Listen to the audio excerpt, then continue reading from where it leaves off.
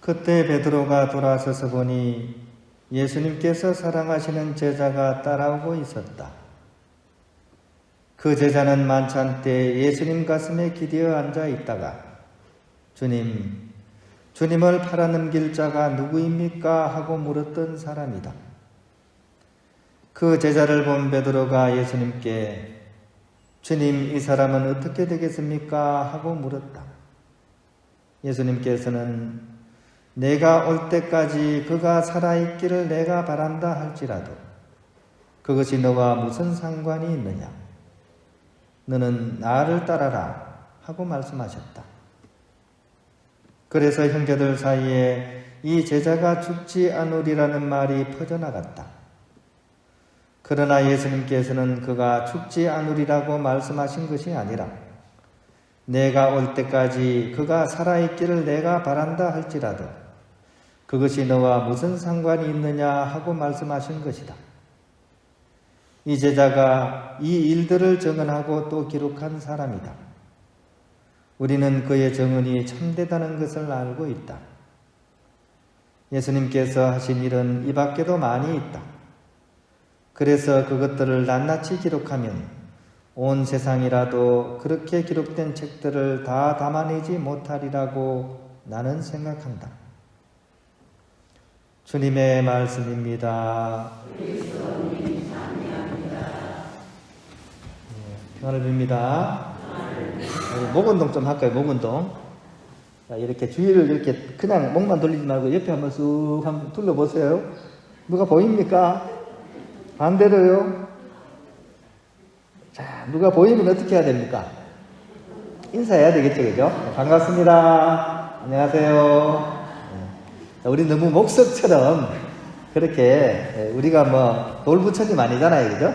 우리 좀 오면 옆에 계신 분하고 인사도 좀 나누고 얼마나 좋습니까? 이 토요일은 왜 토요일입니까? 토실토실 웃으라고 토요일 아닙니까? 그죠?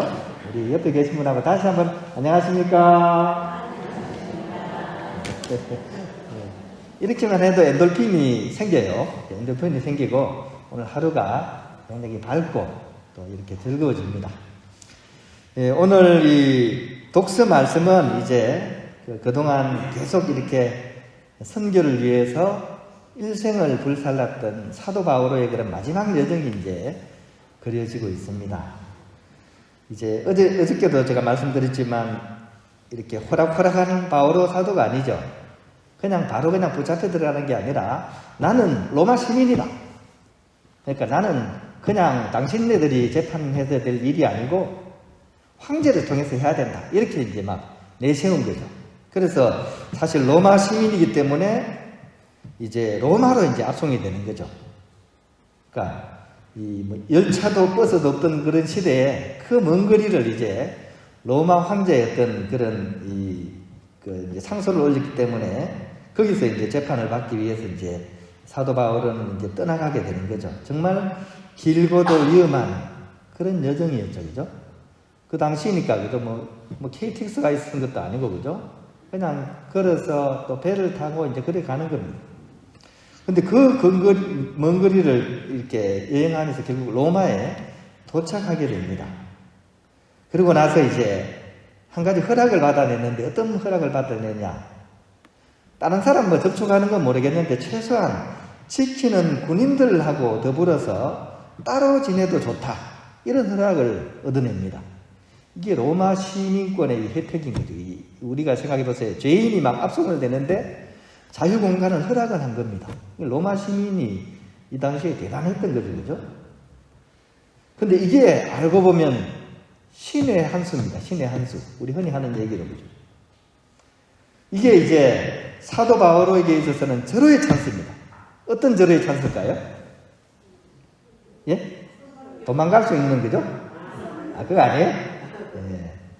자, 우리 역시 연령회장님이 그런 소명을 지니고 있는 것 같아요. 서로 마음이 통했나 봐요.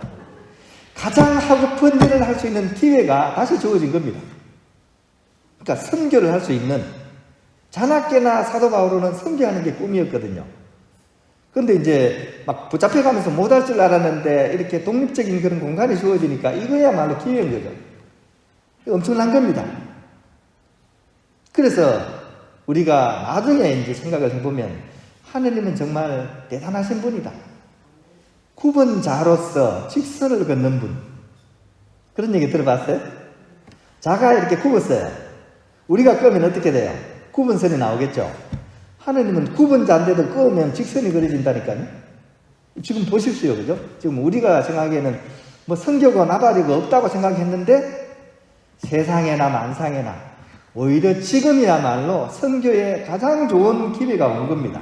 왜냐하면 로마야말로 이 당시 세계의 중심이었거든요. 모든 길은 어디로 통한다? 로마로 통한다. 세계 제국입니다. 여기 들어가서 선교를 할 수 있는 진짜 새로운 기회가 온 거죠. 그죠? 그래서 이제 이 군인들이 지키고 있는 이런 상황 속에서 로마의 그런 이방인들이 가택연금 당하는 이 바오로에게 이제 찾아오는 겁니다. 이 셋집으로 찾아오는 겁니다. 결국은 루카복음 1장 8절의 말씀, 땅끝까지 나의 증인이 되리라 하던 이 말씀이 여기서 이제 실현이 되게 되는 거죠. 하느님의 역사는 바로 인간의 안목과는 참으로 다르다는 사실을 우리는 여기서 발견할 수 있습니다. 우리 인간적인 생각은 저 사람들 잡아 죽이면 또 박해하면 뿌리가 뽑힐 거라고 생각했죠. 그죠? 통치자들이나 이런 사람들은 그죠? 그래서 처음에 죽기 싫어가지고 막 다 도망갑니다. 흩어집니다. 근데 알고 보면 그죠? 흩어진 사람들이 흩어져서 어떻게? 진짜 복음을 전하는 겁니다. 이게 신의 한 수죠. 그리고 그곳에서 열매를 맺습니다. 결정적으로 오늘 보다시피 로마에 가서 이제 이 결실을 마지막으로 맺게 되는 거죠. 로마에서 결실을 맺으면 어떻게 됩니까? 세계 제국이니까.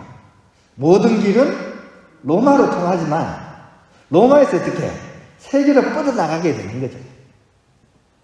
그래서 전 세계를 향해서 이제 뻗어나가게 되고 그것을 통해서 정신적으로 이 세상을 어떻게 완전 정복하게 되는 거죠. 그죠?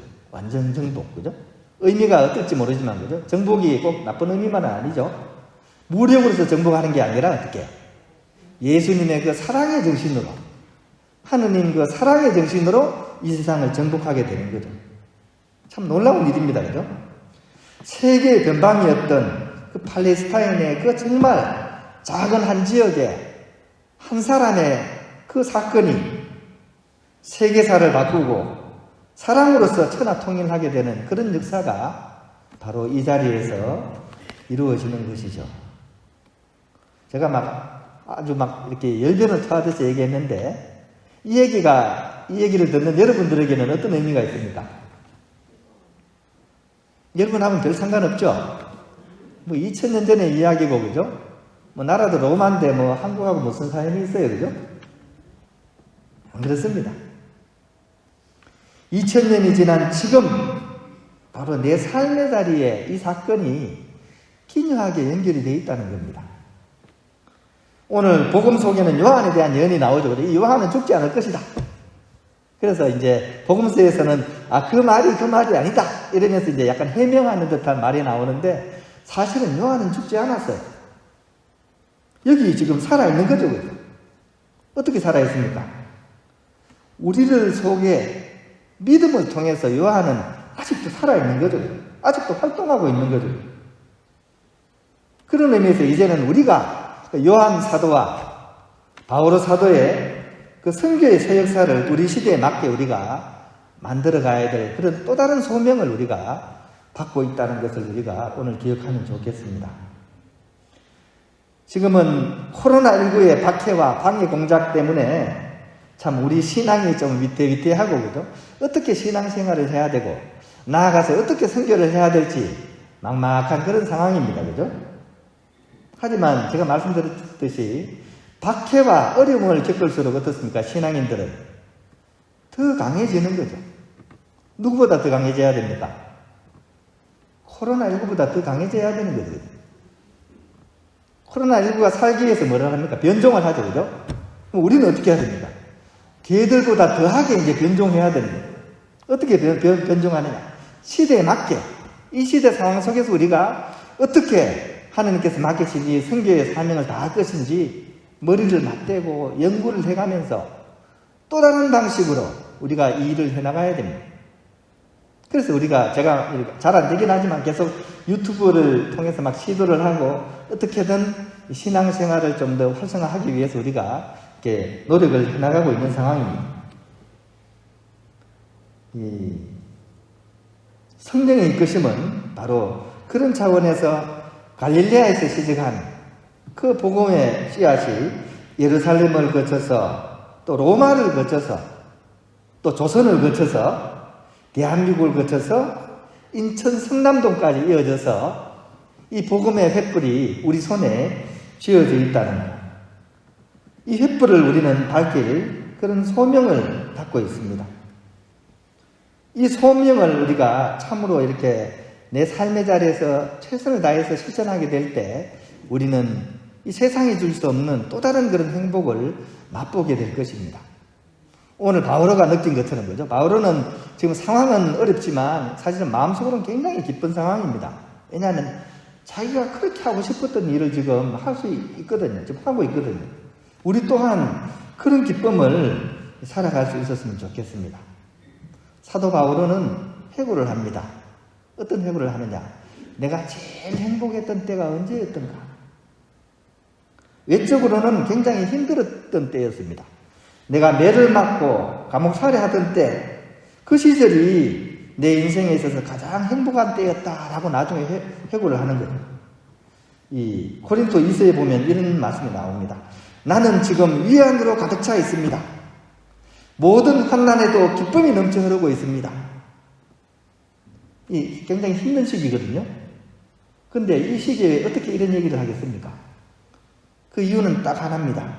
그리스도의 복음을 전하는 그런 도구로서 당신이 쓰여지고 있기 때문입니다. 우리 또한 이 사도의 전통을 이어받아서 우리 삶의 자리에서 이 복음의 횃불이 될 수 있도록, 이 어두운 세상을 밝힐 수 있는 그런 하나의 빛이 될 수 있도록 오늘 다시 한번 우리 마음에 그런 성령의 불길을 이렇게 요청해 볼 수 있었으면 좋겠습니다.